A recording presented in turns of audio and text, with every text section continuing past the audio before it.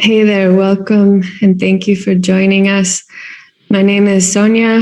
I'm program advisor for Swift Foundation. I'm going to be moderating this session with two of our board members, Elaine Rasmussen, who is the founder and CEO of Social Impact Strategies Group, a social impact and racial equity implementation consulting firm. Elaine is also the founder of the Connect Up Institute, a social finance and enterprise development innovation center. And Jeanette Armstrong, another board member who's Okanagan and calling in from her home on the Penticton Indian Reserve in so-called British Columbia. She's the Canada Research Chair in Okanagan Indigenous Knowledge and Philosophy. Her Okanagan name is Lux, if I said it right. Beautiful name. Please, Jeanette. It means the sound and movement of sparkling water. And my colleague Alejandro Agumedo is calling in from Peru. He's the program director and Andy's Amazon lead for Swift Foundation. And he's filling in for our ED, Suzanne Benali, who wasn't able to join us today. So we're sharing the story, one story, of a foundation changing, namely going from a family foundation to a foundation governed by a multicultural board with Indigenous leadership, majority Indigenous staffing.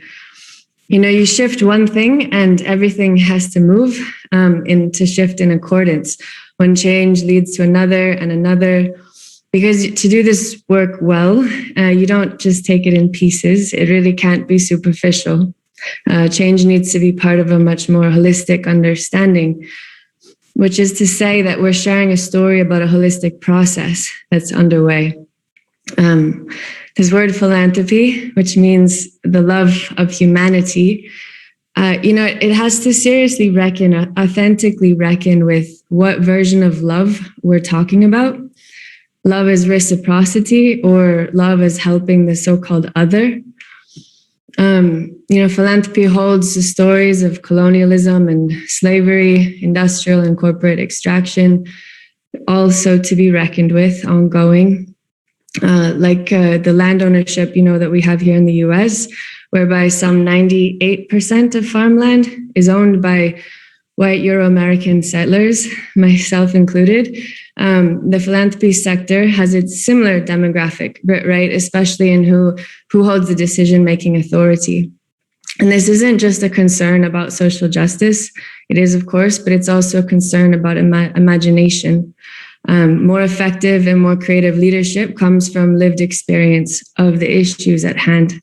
Such leadership changes structures, conceives of things differently, because to change a structure is to shift how we conceive of and do this work.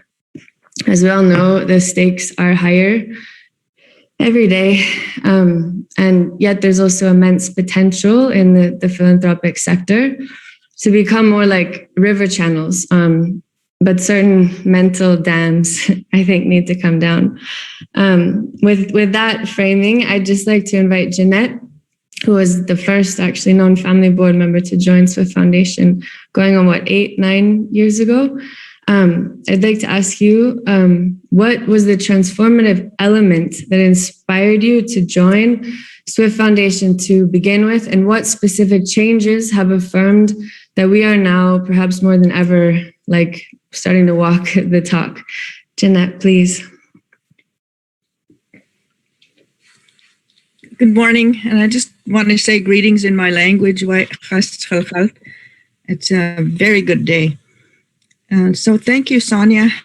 I think just to answer really briefly the question of why I joined, I had been involved in a number of other boards previous to the Swift Family Foundation's invitation.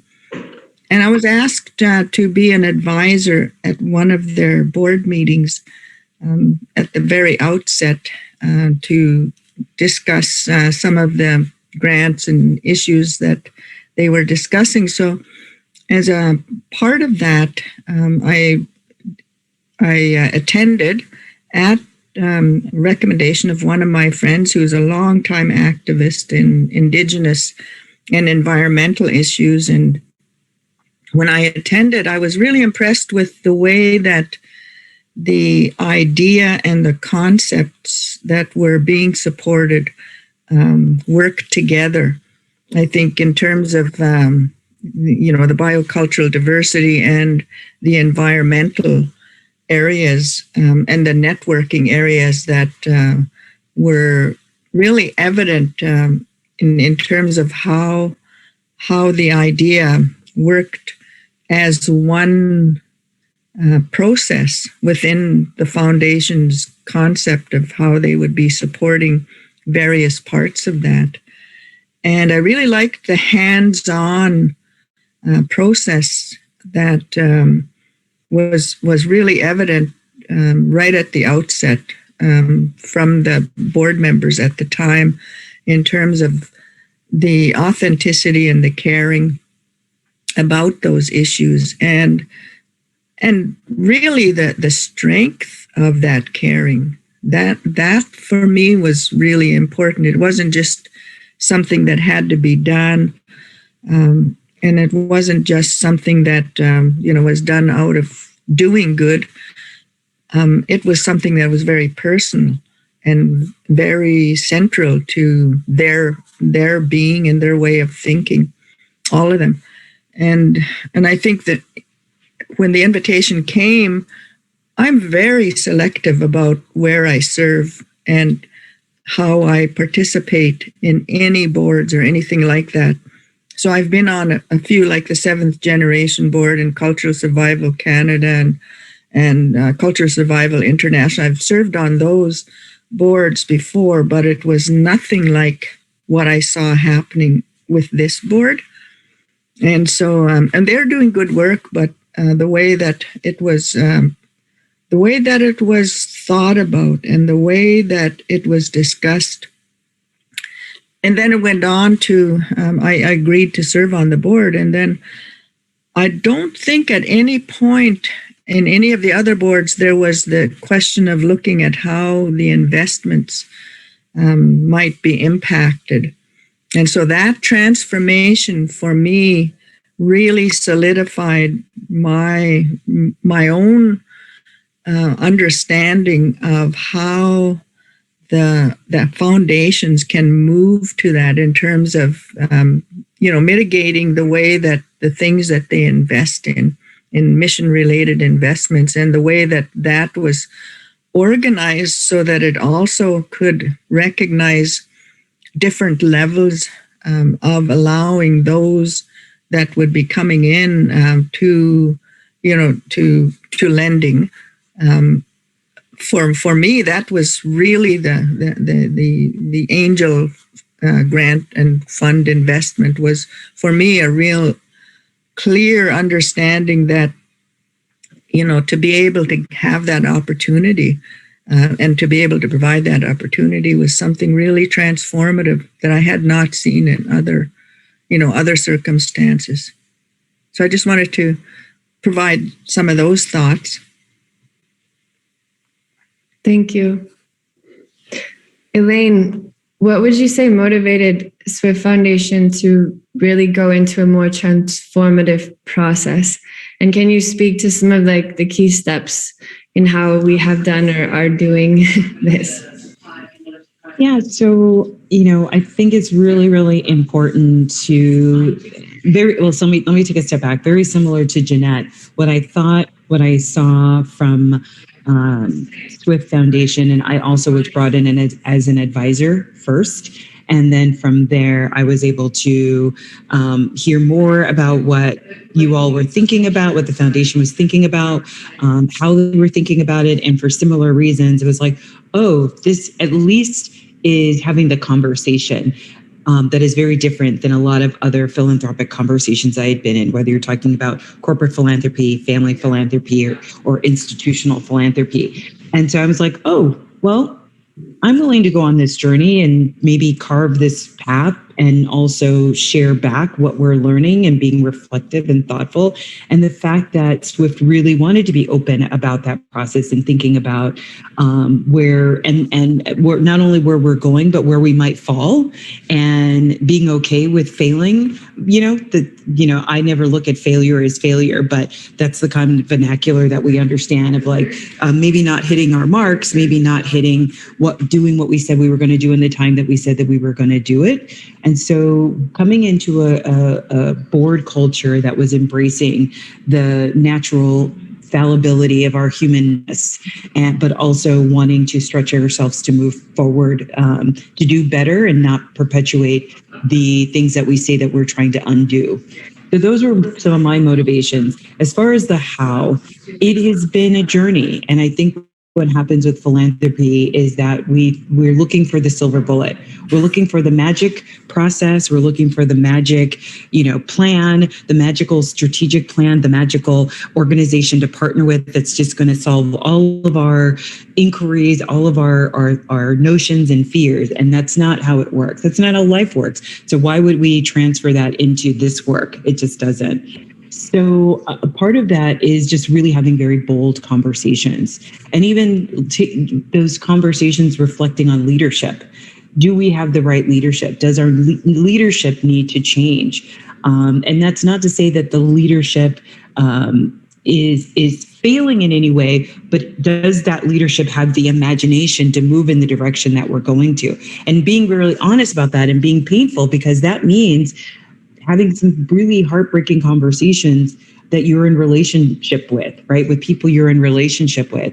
But to know if you are trying to get better. My husband had cancer last year. In order to get better, he was going to have to go to radiation. It sucked. It was horrible, but now he's on the other side of that. Right. And so you have to walk through pain to get to the sunlight. Right. And that's just a part of life. And we seem to demarcate some of these. We have this cognitive dissonance of putting that somewhere else and thinking that we don't have to deal with that over here when it's just part of life. And so if you can go into these situations knowing it's not going to be a silver bullet, you're not going to figure it out overnight. We've been working on this. I think I've been on the board 3 or 4 years now, and it's been a constant evolution. But what I think is really important about what we've done and the approach that we've taken is that we recognize and even celebrate that it's iterative.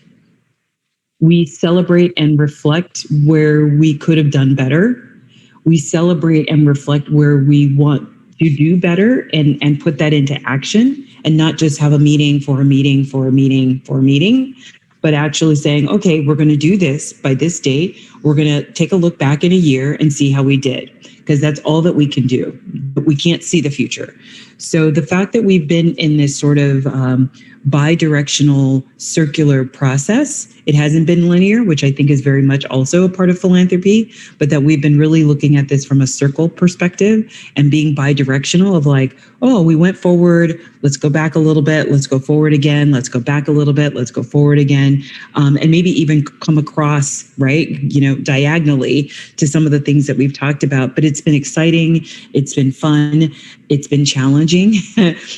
We don't always agree, but that's also the part of the beauty of what we're creating, because we know that through that conflict and through that tension, what we build is going to be more sustainable. And we know that in nature, and we know that in humans. So this is just part aligned with all the things that we say that we're about. Thank you, Elaine. Alejandro, what brings you to this work? And what are the changes that you are committed to making happen?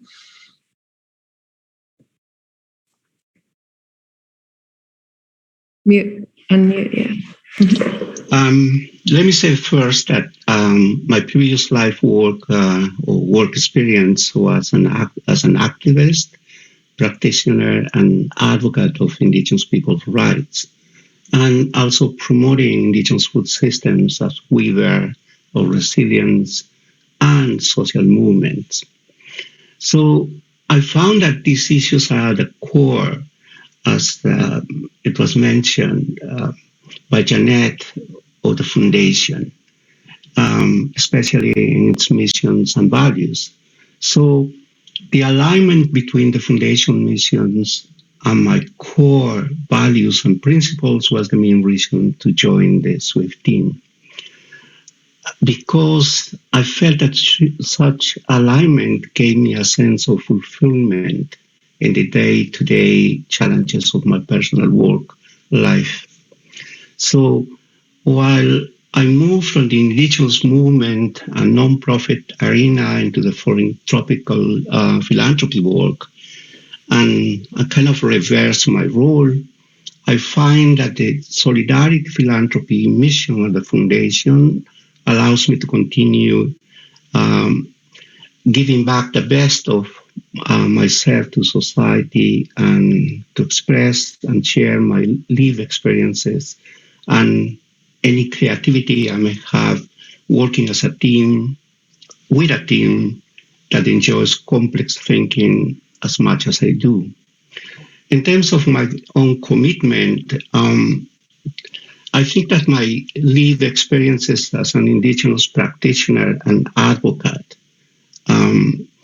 makes me a person that can bring not only experiences, but an indigenous perspective and a worldview that I think can help our program strategy to focus holistically on responding to the systemic manifestations of colonialism, racism, oppression that are embedded in the social institutions that exist today, but also to the collective crafting we are doing of an indigenous-centered strategy that uses food as a weaver of solutions to the climate, health, and economical crises that all society face today. In all this, indigenous peoples' resurgency and restitution is my key focus. Gracias. Thank you. I'm going to go back to Jeanette. What did it ask of you as a board member to think about how to really live up to the kinds of changes we're speaking toward and striving towards, and then making, board level decisions to go the directions we have and are going? Thanks, Sonia. I think, like Alejandro has mentioned, I've been an activist all my life, and I have engaged in some, pretty hard activism internationally with different groups and different people that needed their voices to be supported, from a place like Canada, right? And so I think in terms of the way that my own work in the nation that I'm from, to try to find ways to provide the connection back to a people who have been subjugated to the kind of colonization that, for instance, the residential schools, which has really been a topic in the news lately, the residential school experience has really created a knowledge gap in our communities, and has really created a situation in which language loss, identity loss, but mostly the loss of being able to be out there to utilize our land and to, from the self perspective, to responsibly take care of our area that we occupy and use, and in our teachings to teach that to others, whoever may come to our land, to make sure that the people who come to live among us and become our brothers, sisters, families, whatever, from outside, learn those responsibilities and those laws related to the land and how we're to act responsibly to that. So part of my role is to provide that as much knowledge as I can to the process of working on the board in terms of decision making and in terms of informing the way that my indigenous perspective informs that connection, and to try to find ways to make that in alliance with the projects and programs of other peoples, of other diverse cultures in this multi plural situation we find ourselves in North America and other parts of the world, and finding that alignment and creating those taking out the isms, I think, like the ethnicity, the politicizing, all of those things out of, but looking at what is our responsibility and how do we carry that out to all the living things that surround us? What is our relationship to others who ally with us and who we need to provide understanding to? So I think that's really the motivational part that I'm very interested in, intellectually, emotionally, and spiritually, because that's the core of my own spirituality. Thank you. Yeah, that's beautifully said, and we are grateful for just that which you bring. Elaine, speaking again to the process, especially in the recent years, what have been the challenges, some of them, and what needed to be undone and then reimagined? Just some, along those lines. There's a lot, right? We only have a few minutes. So, as I said, we've been on this journey for a while, so there's been a lot. But I will say this: I think some of the biggest ones is really thinking about what can we do with what we have, and there's this lots of things we could do, but thinking about what can we do? Like we don't have a $2 billion endowment, right? That's a very different pot of money than what the pot of money that we have to work with. But so there's that piece of it, right? Of like getting super, super clear about what are we here to do and how are we going to be of service, as opposed to, I think philanthropy really has a perverse model of what are you doing? And so we really turn that around of like, what are we doing? What is our role? And where are we going to sit in this space? Right. And being very unapologetic about that. And that wasn't easy. It was uncomfortable because that's putting yourself under a microscope, right? When you decide that you're going to put yourself out there. I think the other piece that has been challenging, particularly when we look at our investments, right? And pushing and pulling that apart around, the question of perpetuity and what does it mean to have an organization that's going to be in perpetuity, and how do we make investments understanding that, well, our current setup is to be in perpetuity, and so, but how can we still not put investments in people and places that really live up to the values that Jeanette and I know Alejandro is going to speak to in just a few moments, and being unapologetic about that. And I think sometimes philanthropy wants to get all of the board on board to do this, and it personally before they go and do something. And sometimes that's not the way. Sometimes you have to do it, and then the personal is going to come later, right? And just deciding that we're going to do this work. We understand everybody doesn't get it. Everybody doesn't understand it. Everybody's not on board, but we're moving in this direction, and we're going to have to find comfort in discomfort.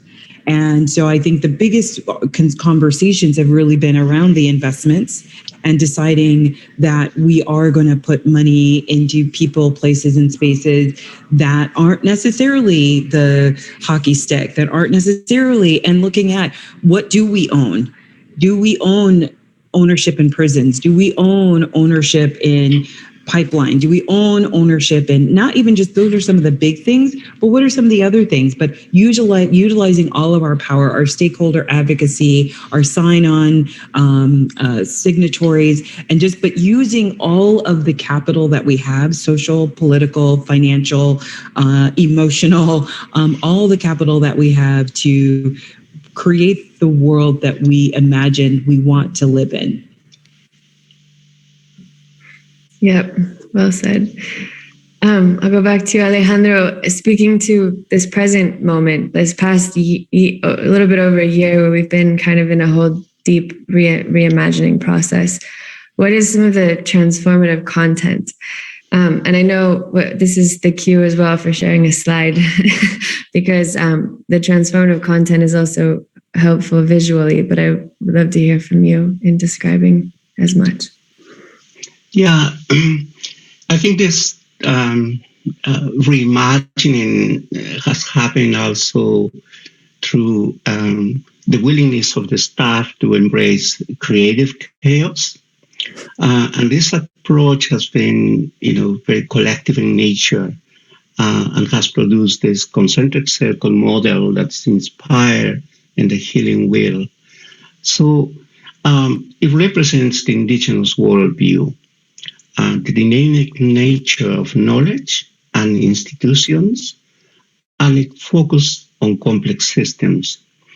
And, in philanthropy, how do we use money for healing?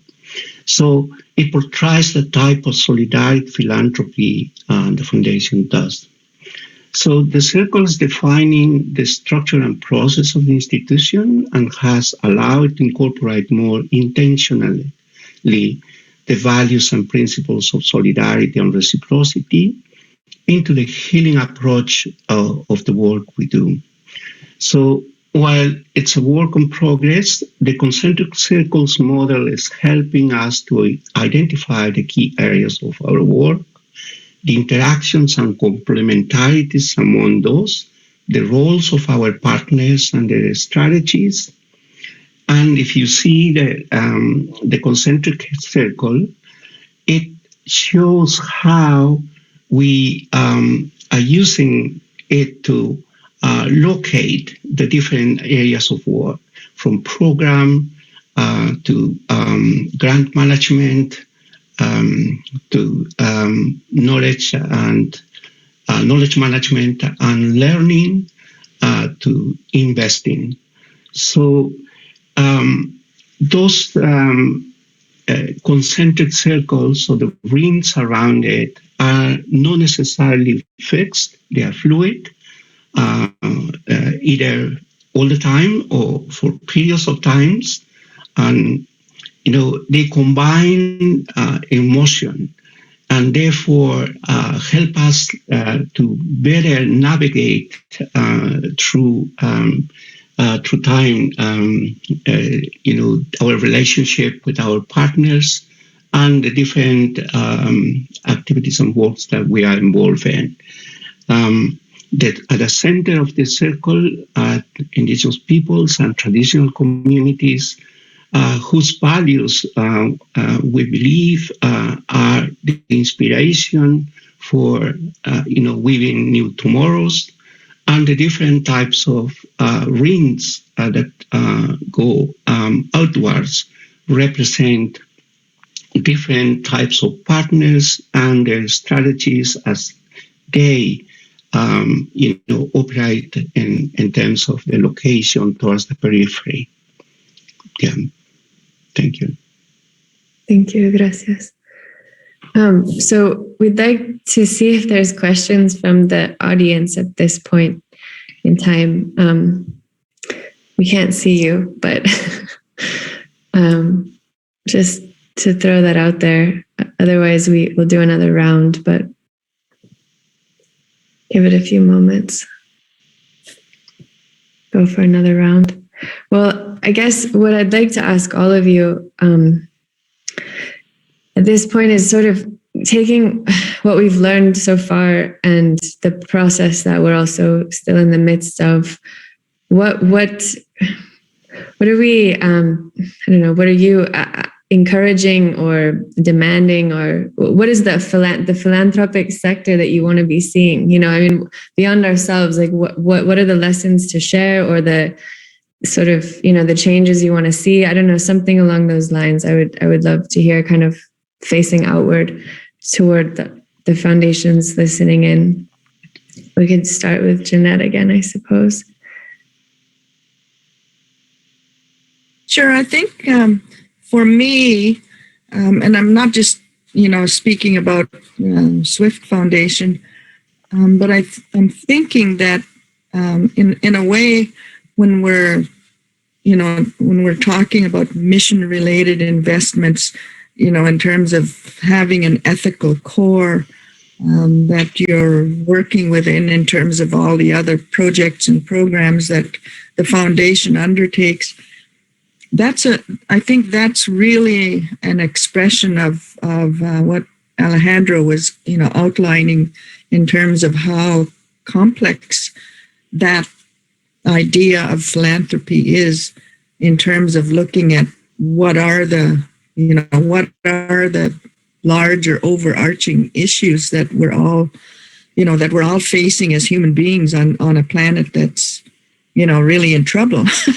and we can look at it and say, well, maybe we need to do this and this and this in the environment, but it's really the people that are causing that. So we need to do this and this and this, and within social, create ways in which society can shift its paradigm, to a more regenerative way of interacting with the environment, with the planet. And so the complexity of that, I think, is what I see as really necessary for philanthropy to think about, in terms of how their ideas of what they're supporting is supporting the complexity that is required in order to make I guess you could say, be able to compound the benefits that arise out of it, in terms of where the focus might be in their philanthropy. In particular, I think at this time, the idea of climate change and how people either are can be connected into restoring, or people can be connected into be a part of that change, is really necessary. How people can be connected to that change, or reconnected back to being participant in those changes, in terms of their connection to land, their connection to food, their connection to restoration, their connection to management, and so on, of those resources. So I think that's really where things have to move to in philanthropy. Yeah, I agree. Elaine, what would you share along those lines? So first of all, thank you, Jeanette, and want to double down on everything Jeanette said, but I'll share a quick story. So I was talking with a friend of mine who's the investment person at a very huge philanthropic institution with a very massive endowment. And I asked her this question about perpetuity. I said, is your investment committee or your board thinking about thinking about this question of perpetuity? And her response to me was, oh, there's no way I could possibly have that conversation with my board, which is, I get it. And she followed up after there was a moment of silence, and she followed up her comment and says, like, oh, and by the way, there's always going to be social problems. To which I responded, yeah, but I want to turn the paradigm, or change your framing, or give you another framing. What if every single philanthropic organization decided to spend down? Could we actually eliminate all of the social problems? And her neck kind of snapped, because she had never thought about it in that framing of, like, how do you put yourself out of a job? And I think our current philanthropic and nonprofit complex is not set up to be thinking about, how do I put myself out of a job? And so that in and of itself creates this perpetuation of doing harm because you need to maintain your existence, right? Or doing something halfway, only getting half the solution in order to be able to move work forward. So I say that from a philosophical standpoint of really imagining and thinking about what are you doing? And on a more practical sense, I think that it's about question your every decision, right? I think when I've sat on boards, I've sat on philanthropic boards, I've sat on nonprofit boards, we make a decision and then we move on to the next decision. There really isn't thought or conversation after that vote passes of why we did that, so that we can explain and tie it to our mission. We can tie it to the goals the outcomes that we say that we wanted. So by questioning everything, I think it's important. I think all too often boards operate in very rote, it's green stamp, rubber stamp, good housekeeping seal of approval, and move on. And I think if we are really embodying the fiduciary responsibility that we like to throw out there as a defense, right? If we're really saying that we are going to be fiduciaries of what we've been held responsible for, then we need to be asking the question, why did we do that? In case I always think about, how do I explain what I do to the Uber driver or the Lyft driver or the person in the grocery store? Because if I can't explain what I do to the person who is in the grocery store, who's checking out my groceries or who's driving me to my next conference, or what I did at that conference, what am I doing besides perpetuating my own self-importance? So I think we have to get really, really honest about our access and our privilege. And I don't mean that in like the sense, I mean that in the sense of activating it. And what does that mean? And what does that look like? Not just to be able to feel shame and feel bad about yourself, but it's like, okay, I have this. Am I perpetuating the problem? And is this decision actually perpetuating the problem? Or am I making this decision because it's convenient for me? Is it convenient for our board? Is it convenient because we don't want to be on the front of the news, right? So I just think it's really this sort of bear in the woods, come to Jesus, whichever axiom you want to use, of being very, very transparent. And that's not assigning judgment, which I think is the people convolute the two of being transparent with judgment. And I think that if you can get to that place and have some really healthy conversations of, we may have differing opinions, we may make a decision that is not necessarily favorable, but it is the decision that we're making, that is not to be a judgment. It just is a fact. This is why we made the decision. No, it's not advancing our mission as much as we would like to. We are and we're going to try to do better in the next round. Whatever it is, but just being frank and transparent and not assigning all of this stuff to it, I think is what helps us as a foundation be able to move through these decisions and move through these actions, I think with a lot more care and humanity and love and compassion, so that we can perpetuate that work. Beautifully said. Alejandro. Yeah,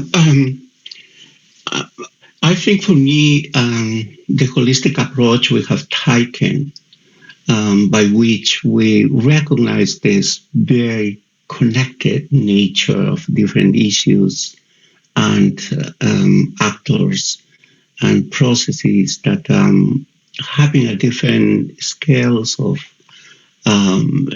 our work, is key. And moving forward, and in further developing our concentric circle approach, it would be important that to strengthen the core circle, where those values that we hold dear are still reproducing hope. And while we see that complex systems is discussed out there in a way of creating management systems that are adaptive, that can be used for different spheres of society life. There is no better example of managing complexity than the life and the struggles of indigenous peoples.